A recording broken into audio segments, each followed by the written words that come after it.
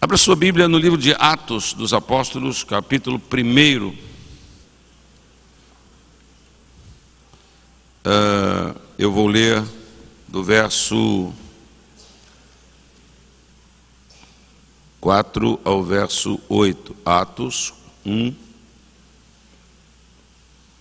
do verso 4 ao verso 8.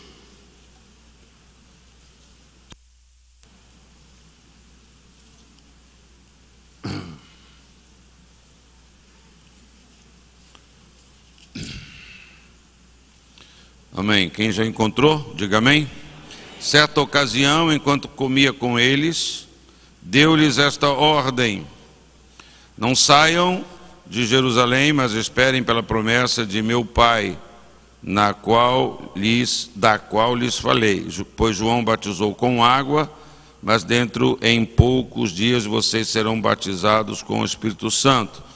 Então os que estavam reunidos lhe perguntaram: Senhor, é neste tempo que vais restaurar o reino a Israel? E ele lhes respondeu: não lhes compete saber os tempos ou as datas que o Pai estabeleceu a sua própria autoridade, mas receberão poder quando o Espírito Santo descer sobre vocês, e serão minhas testemunhas em Jerusalém, em toda a Judéia e Samaria e até aos confins da terra. Amém. Deus seja louvado pela sua palavra. Quero ver com você nesta manhã, olhar, meditar, compartilhar, como que o Espírito Santo agiu no processo de criação e no processo de estabelecimento da igreja. Os 7 primeiros capítulos do livro de Atos descrevem o nascimento e descrevem o avanço da igreja em Jerusalém e na Judéia. No capítulo 8, vemos o evangelho chegando a Samaria. E a partir do capítulo 9, a mensagem do reino avançou para os confins da terra. Tudo isto está descrito nesse capítulo 1, no versículo 8. Sereis minhas testemunhas em Jerusalém, Samaria, até os confins da terra. E você lendo esses capítulos, você vai ver essa palavra acontecendo na prática. Versículo 8, mas recebereis poder quando o Espírito Santo descer sobre vocês, e serão minhas testemunhas em Jerusalém, em toda a Judéia, Samaria e até os confins da terra. Então, em primeiro lugar, é importante lembrar que a igreja, ela é resultado de uma promessa feita pelo Senhor Jesus e realizada ou implementada pelo Espírito Santo. Mateus 16, 18, eu leio: e eu lhes digo que você é Pedro, e sobre esta pedra edificarei a minha igreja. E esta edificação falada a Pedro aconteceu na descida do Espírito Santo sobre os primeiros membros da comunidade cristã, a igreja do Novo Testamento. Então, vamos reler o texto áureo, diria assim, dessa promessa. Mas, Atos 1:8, mas recebereis poder. Quero lhe dizer que sem poder não há manifestação de vida. Há um poder sempre, não é? Que produz, resulta na vida. Sem poder também não há crescimento. Então, sem poder não há igreja, não existe uma igreja, e também sem este poder não há um crescimento consistente, não é? Não há um ambiente nessa constância aí, nesta caminhada, não é? Sem poder também não há conquistas. Sem poder, obviamente, também não há milagres, não é? Então, o poder da igreja não é um poder político. Nós no Brasil estamos cansados de ver que quando a igreja tenta se utilizar do poder político, do poder humano, essas coisas sempre se traduzem num retrocesso da igreja, no enfraquecimento da igreja, num comprometimento da igreja. Mas o poder da igreja é um poder espiritual. E a fonte desse poder espiritual é a pessoa do Espírito Santo de Deus. E é esse poder que aquece, que incendeia o nosso coração, é esse poder que nos impulsiona a avançar contra todas as impossibilidades. Ainda há pouco estávamos aqui no culto da virada, pedindo a Deus uma orientação, adorando a Deus, e nós ouvimos essa palavra: bom, vamos avançar, avance, Moisés, porque clama a mim, avança, o povo, vamos avançar, Deus está conosco, vamos entrar na terra, vamos enfrentar os gigantes, o mar, avançar. E eu digo para você que é esse poder, que é o Espírito Santo, que nos torna mais que vencedores, que nos impulsiona, que nos fortalece, que nos capacita a avançar contra todas as impossibilidades. Então quero olhar com você o que o Espírito Santo realizou no coração dos primeiros membros da igreja, como nós devemos nos abrir aos mesmos ensinos, às mesmas verdades. Em primeiro lugar, o Espírito Santo plantou no coração de todos o desejo santo de obedecer às determinações da palavra de Deus. O Espírito Santo foi que colocou essa firmeza, foi que colocou essa determinação. Um crente cheio do Espírito Santo tem também esse impulsionamento, essa determinação de obedecer a palavra de Deus, de pôr em prática a palavra de Deus. Eu estava lembrando ainda há pouco lá os irmãos da escola bíblica que começou as aulas hoje, começaram as aulas, eu disse lá, aquela palavra: errais por não conhecer as Escrituras nem o poder de Deus.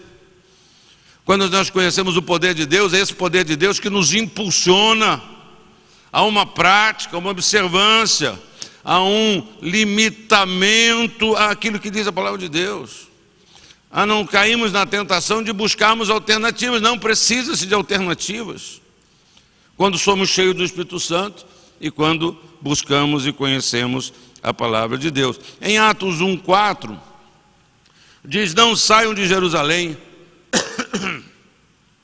não saiam de Jerusalém, mas esperem pela promessa de meu Pai, da qual lhes falei. Pense comigo, se os discípulos não obedecessem esta palavra, com certeza, penso eu, não haveria igreja. Se os discípulos, se cada um resolvesse agir independentemente do grupo, o que você vai fazer? O que você vai fazer? Não, eu vou para lá, eu vou para cá, eu vou ficar em casa. Se eles agissem assim, eu penso que o fracasso seria total. Mas nos revela Atos 2:1 que, chegando o dia de Pentecostes, estavam todos reunidos num só lugar em Jerusalém. Ficai em Jerusalém, não saiam de Jerusalém. E Atos 2, eles estavam reunidos ali. Você conhece o ditado popular que diz que a união faz a força. Então, a prioridade na época da igreja era a comunhão. A prioridade da igreja era a comunhão.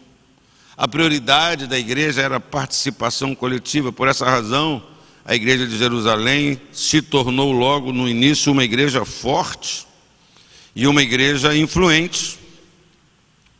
Comentando sobre a igreja de Jerusalém, o reverendo Hernandes Dias Lopes afirmou: a igreja conjugava doutrina e vida, credo e conduta cristã, palavra e poder, qualidade e quantidade.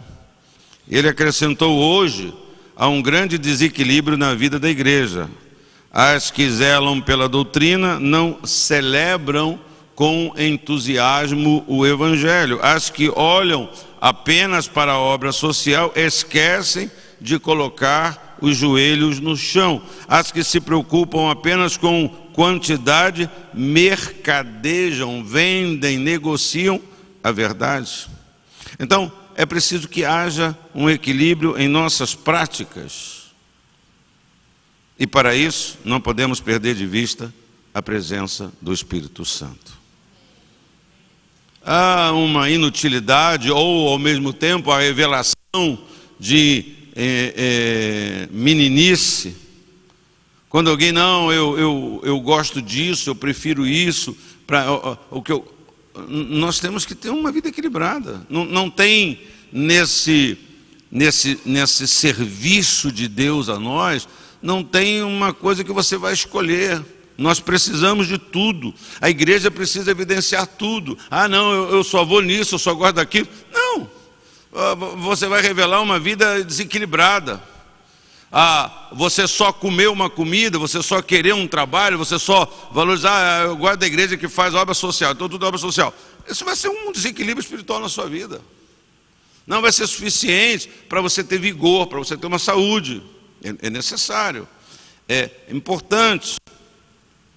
Então, em segundo lugar, o Espírito Santo preparou o coração dos primeiros membros da igreja para serem ousados.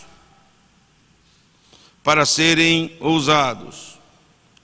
Quando o Espírito Santo foi derramado na igreja, nesse processo daquilo que Jesus disse que ele vai edificar a igreja, diz o texto lá na frente, Atos 3:4, Pedro e João olharam para ele, e bem para ele, e então Pedro disse, olhe para nós.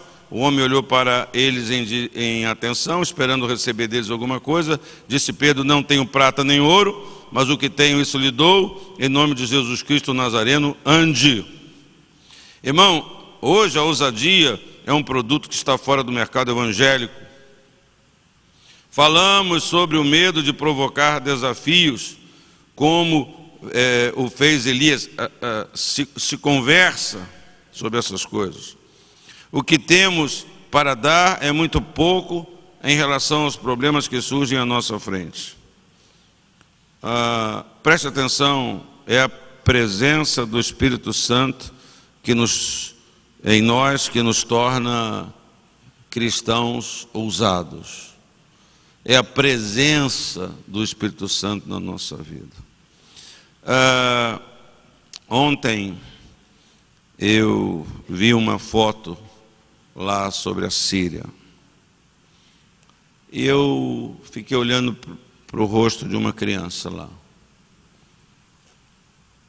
E eu me emocionei muito. E eu chorei, solucei um pouco, pensei em tanta coisa. E há um movimento de orar pela Síria, ora pela Síria. Aliás, hoje eu li um comentário de um irmão, não sei se ele é pastor, dizendo, eu espero que todo mundo que está postando ore pela Síria, que essa pessoa esteja orando pela Síria. Se todo mundo que colocar ore pela Síria estiver orando, poxa, já vai ter bastante oração no Brasil. Porque tem isso, às vezes a gente fala para fazer coisas que a gente não faz. Vamos orar pela Síria, e a pessoa efetivamente não chora. Mas a minha questão foi que quando eu tive esse sentimento, e eu comecei a pensar assim, mas o que posso fazer? O que a gente pode fazer? Orar? Sim, orar. Mas me veio um outro sentimento, por que eu não estou soluçando, por que eu não sou atingido pelo moleque da rua, pelo mendigo? Será que quando você sai da sua casa e vem para a casa de Deus, você vem a pé, será que você também está correndo demais? Será que a gente vem tão zeloso, correndo, que nós não temos tempo para parar para nada e para ninguém. Não nos importamos com alguém, né? Somos talvez como o publicano e o religioso que desceram e viram lá o samaritano e desviaram o caminho na sua religiosidade, né, nos seus compromissos. Não se importaram. Não se importaram. Então a gente começa a pensar assim, mas o que está acontecendo comigo? O que está acontecendo com a minha vida? O que está acontecendo com o meu coração? Nós às vezes nos achamos que nós somos as pessoas mais espirituais, mais isso, mais... Será que a gente perdeu essa empatia? Né? Será que a gente perdeu? A gente não se importa. Coitada da Síria. Graças a Deus eu não posso fazer nada prático pela Síria. Orar. E como disse esse irmãozinho, será que você que está postando, você já orou também? Porque às vezes a gente bota nem orar, ora. Claro que orar é muito importante. Claro que orar muito pode a oração, diz a palavra de Deus. Eu creio que a oração da igreja brasileira, dos crentes do Brasil, vai surtir efeito lá. Assim como dos crentes da América, os crentes da Europa, os crentes da África. Para a oração não tem distância. Mas você percebe que às vezes nós estamos assim, com muita piedade dessa situação e nenhuma das que estão ao nosso redor. Nenhuma. Não é só dar dinheiro. Pedro e João não tinham dinheiro nenhum, mas eles tinham algo. E o problema nosso pode ser só ter dinheiro. Pode ser, porque dar dinheiro é muito fácil, irmão. É fácil. Não é? Toma aí, R$10, toma aí um dinheirinho, né? Para quem está numa situação. Não, mas é porque tem muita malandragem. É verdade, mas a gente é guiado por esse senso humano de esperteza, ou nós somos cheios do Espírito Santo, ou nós somos cheios do Senhor, né? Que nos dá esse sentimento. Eu não posso ir na madrugada com carinho, mas nem precisa, né? Tem muita gente na rua de dia, de tarde, onde você mora. Geralmente são as pessoas problemáticas. E aí eu comecei a pensar nisso sobre a minha vida. Emocionado com uma coisa, comecei a pensar, poxa, por que estou perdendo a emoção de certas coisas? Por que estou me perdendo essa coisa de me importar, tão assoberbado, tão sobrecarregado com a obra do Senhor? Mas se essa não é a obra do Senhor também? E pregar o Evangelho, se importar com o destino das pessoas. Pense no outro lado, se importar com as pessoas que não são necessitadas, mas estão no inferno. Tem uma vida de pecado e que também a gente não se importa, né? Não nos damos o trabalho de... Será que alguém já falou para aquela pessoa de Cristo? Será que alguém já? Com certeza já. A gente logo pensa. Às vezes esse pensar é um toque do Espírito Santo. Será que alguém já falou? E a gente logo escapa do Espírito Santo. Não, já falou, com certeza, né? Ao invés de nos deixarmos conduzir, de chegar e falar, olha, a sua vida está errada, você deve aceitar, você deve buscar Deus. Deus ele fez uma obra, pagou um preço, pregar o Evangelho para aquela pessoa.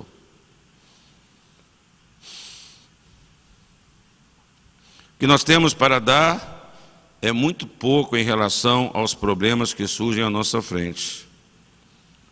Mas ouça, é a presença do Espírito Santo em nós que nos torna pessoas mais ousadas. Jesus era possuidor desse poder e por isso mesmo era cheio de ousadia. Tem mais uma coisa que nos mostra esse poder criativo do Espírito Santo. Em terceiro lugar, o Espírito Santo preparou o coração dos primeiros membros da igreja para não temerem as provações.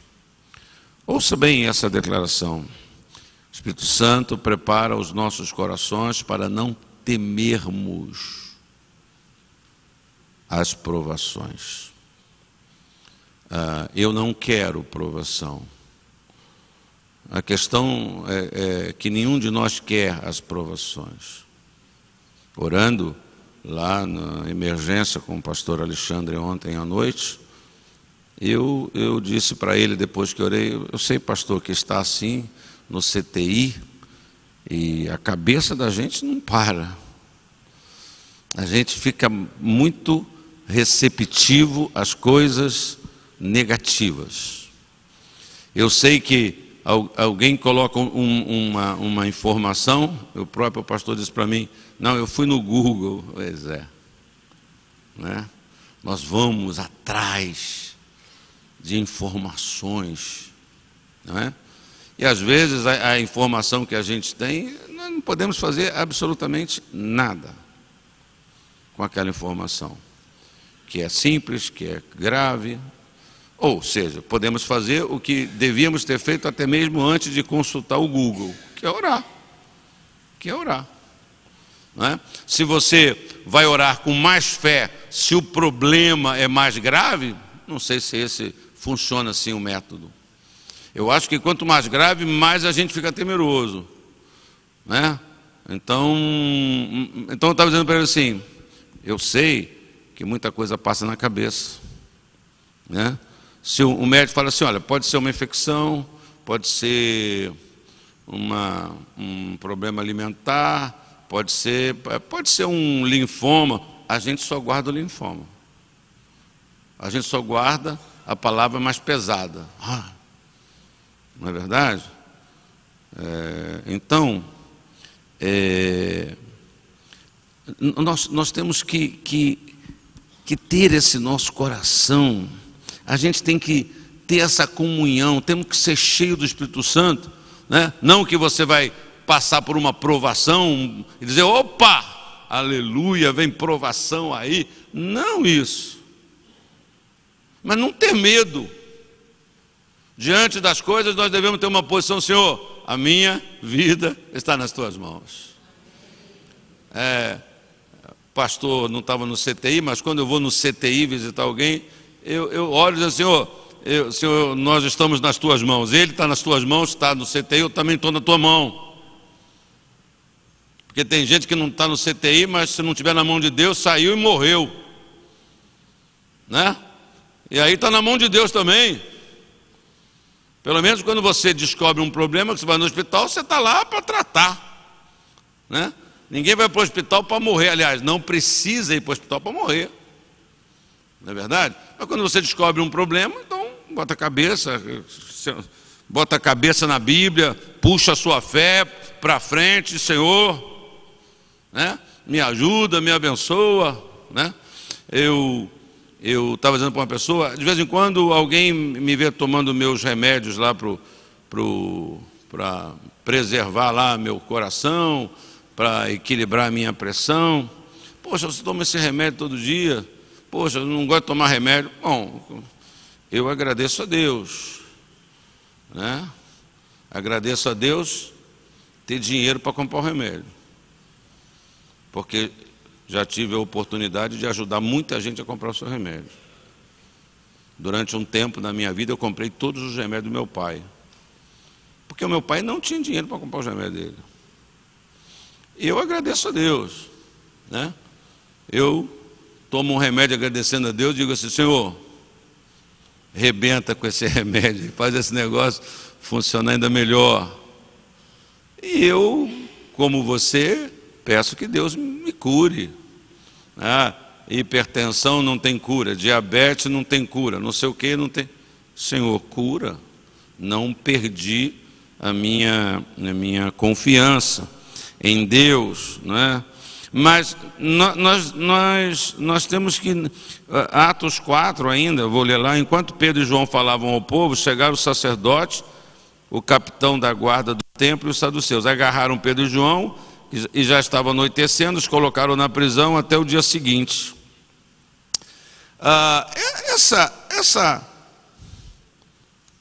Essa neura, não sei hoje, né? Tem tanta maluquice sendo pregado, tanto absurdo sendo pregado, e são absurdos tão fascinantes, tão atraentes.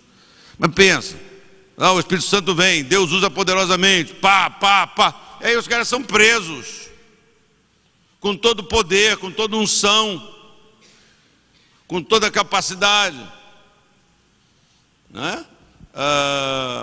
Pense nessas coisas. Eu me lembrei aqui agora, num culto na igreja de Botafogo, o pastor Leonardo, o bispo Leonardo Abud, que já é falecido, estava dirigindo aquela reunião, e aí a igreja de Botafogo tinha uma rampa que vinha da galeria aqui no púlpito, de cada lado.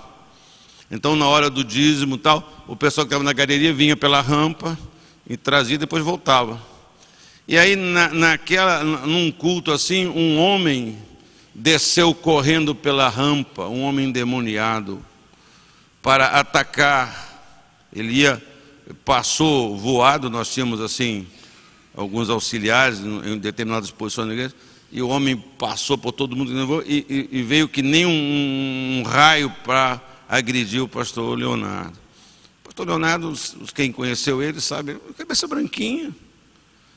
Ele não falou nada, ele tinha um jeitinho assim, ele não tinha aquela, olha, oi, tal. E o sujeito veio que nem uma bala, o pastor Leonardo levantou a mão dele. E o homem bateu violentamente numa parede invisível. Ninguém segurou o homem. Só se ouviu ele pá e cair. Bateu, chocou-se no nada. Repito, numa parede invisível. Poxa, por que Pedro? Por que Pedro e João não fizeram isso? Porque quando o pessoal veio prender Jesus, Jesus não fez isso. Então, alguns têm uma esquizofrenia espiritual, que acha que o poder de Deus é uma coisa imanente. O poder de Deus na minha vida e na sua vida está a serviço da vontade dEle, está a serviço do plano dEle. Não é que Ele não pode, não é que Ele não quer, não é que Ele não consegue, não é que Ele distraiu, é porque Deus tem um plano na minha vida e na sua vida.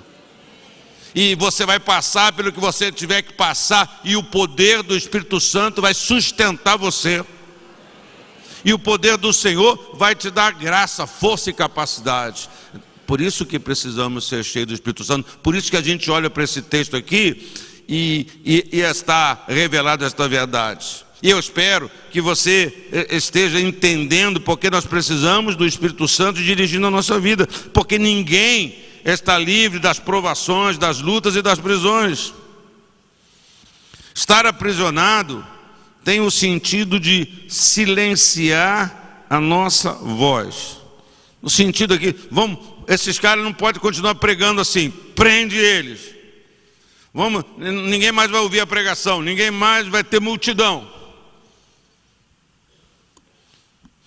Ouça, querido, querida, nenhuma prisão pode silenciar a sua voz. Seja física, seja espiritual, seja em que área for, nenhuma prisão pode silenciar a sua voz. Você foi chamado para proclamar as verdades de Deus. Na casa do seu pai, Deus é o Senhor. Na cisterna, Deus é o Senhor soberano. Na prisão, Deus é bom. Na casa de Potifar, Deus é bom. No buraco, Deus é bom.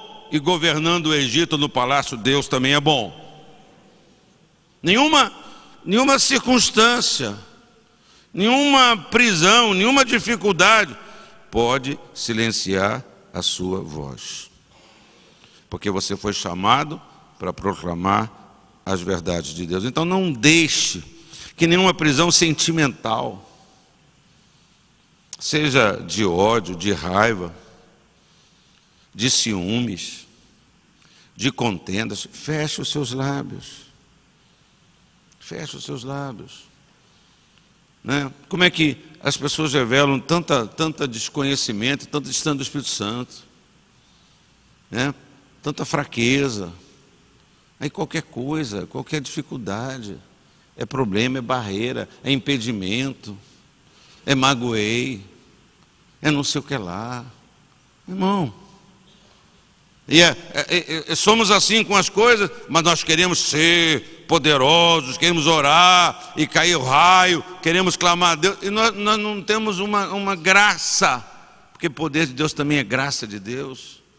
Nós não temos essa graça, essa força do poder de Deus para superar as outras coisas, para ter estabilidade, para ter certeza que nada pode me separar do amor de Deus. Não tem provação. Eu repito, eu não quero provação, eu quero obedecer a Deus, e mesmo porque Jesus já ensinou isso, o mal de amanhã deixa amanhã, os problemas existem. Estamos sujeitos a tudo, não é verdade? Mas o Espírito Santo prepara o nosso coração, a nossa vida, para a gente não ficar temendo essas coisas. O Senhor é contigo por onde quer que você andar. Vai nessa tua força, Gideão. Gideão? Gideão.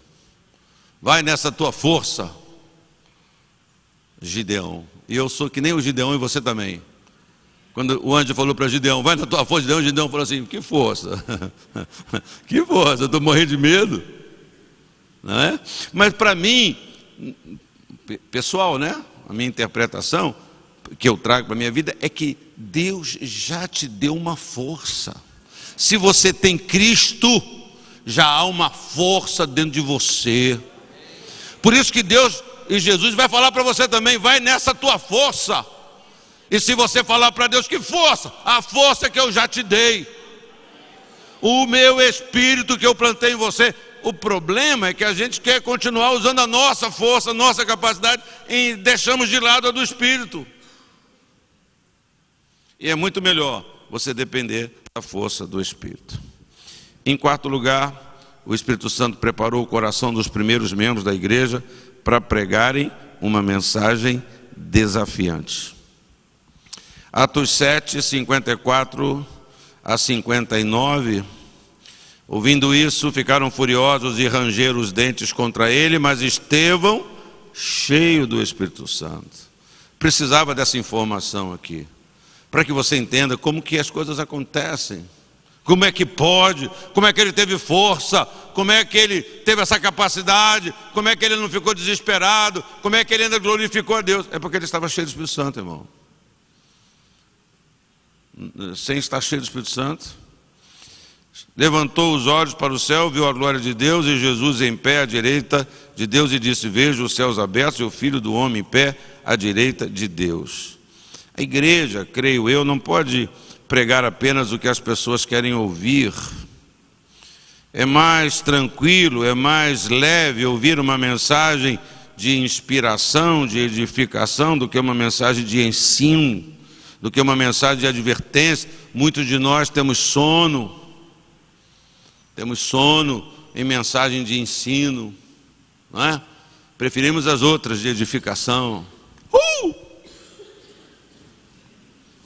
Aí você bate palma, aí você explode. Sonde o seu coração quando você bate palma por uma declaração que é feita. Você está batendo palma, glorificando a Deus por aquela verdade, ou você está batendo palma porque é aquilo que você queria ouvir? Não é?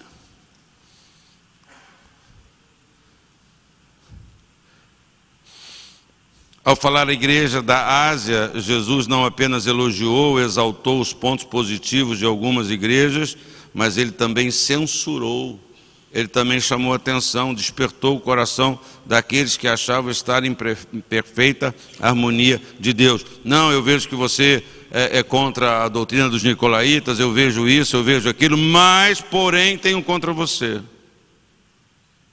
Jesus reconheceu, Jesus pontuou, ressaltou, elogiou, mas diz assim, mas eu tenho contra você uma coisa, que você largou o primeiro amor. Doutrina impecável, tudo certinho, resiste às maluquices, mas...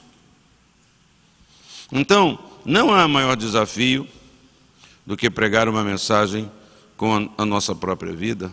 Não há uma mensagem mais desafiante do que aquela que nós vivemos ao lado do Senhor Jesus. Desafiar o mundo, a sociedade, as pessoas, é viver uma vida cheia do Espírito Santo. É assim que você vai desafiar. É não ter medo das pedras, é não ter medo das perseguições, é não ter medo dos maus tratos. Então quero concluir dizendo para você que o importante é saber que a igreja dirigida pelo Espírito Santo sempre prevalece. Falando de uma situação, essa semana, a minha mulher falou assim: pois é, mas aquela pessoa está matando a igreja. E eu disse para a Cátia: não, a igreja que o Senhor estabeleceu, ninguém mata. Ela pode sofrer, e sofre. Ela pode passar por tempos de dificuldade, mas aquela semente, ela nunca vai morrer mais. A árvore cortada, ferida, ela vai florescer novamente, porque foi plantada por Deus. Porque às vezes a gente quer dar uma de salvador da pátria, não é? Quer dar uma de que vai resolver. Às vezes tem um problema, nos nossos termos espirituais, religiosos, isso é muito comum. Acontecem problemas, não, fulano, manda fulano vai resolver. Meu irmão, para o Espírito Santo, qualquer sarça serve para resolver qualquer questão, qualquer dificuldade. Qualquer um que Deus mandar vai dar conta. Só tem que ser alguém que Deus mandou para lá. Então a gente tem que deixar de lado os nossos achismos. Você não tem ideia como é que eu sou cobrado com essas coisas? Como que eu sou cobrado? As pessoas olham para mim e acham que o bispo, o bispo que preside o conselho, que tem a palavra, que ele faz assim e resolve tudo. Acha que eu tiro o coelho de cartola. Eu me ocupo, eu me preocupo, eu oro, mas eu tenho tido graça de esperar em Deus certas coisas. Eu tenho tido um pouquinho de graça de me colocar no meu lugar. No meu lugar, saber até onde eu vou. Se o Senhor não faz, ninguém faz. Se o Senhor faz, a gente não atrapalha. A gente segue o conselho, segue a direção, mesmo, às vezes até, já aconteceu comigo, de ter opinião, né? Poxa, para mim era para ser for escolher entre careca, vou escolher o careca cor de chocolate. Mas Deus fala: não, mas eu gosto de chocolate branco. Aí vai não sei. A minha opinião, nem sempre a nossa opinião, mesmo a melhor intenção. Porque melhor intenção, a excelente intenção não faz de uma decisão errada certa. Não faz. Não transforma. A intenção não tem esse poder. Então, Deus, ele sabe, não é? O importante é saber que a igreja que é dirigida pelo Espírito Santo, essa igreja sempre vai prevalecer. Ela vai passar por tormenta, ela vai sofrer, mas ela vai permanecer. E quando o noivo voltar, ela vai estar lá com a sua lâmpada com azeite cheia. Amém, irmãos? Diz aí Atos 9:31, a igreja passava por um período de paz em toda a Judéia, Galiléia e Samaria. Ela se edificava e, encorajada pelo Espírito Santo, crescia em número, vivendo no temor do Senhor. A minha oração é para que o Espírito Santo encoraje você, nessa manhã, a viver uma vida plena, a viver uma vida cheia de graça. Essa deve ser a nossa ocupação sempre, viver uma vida, né, com tudo que acontece. É como a sua casa. Como a sua casa. O dia que você cansar de arrumar a sua casa, você vai viver numa casa horrível.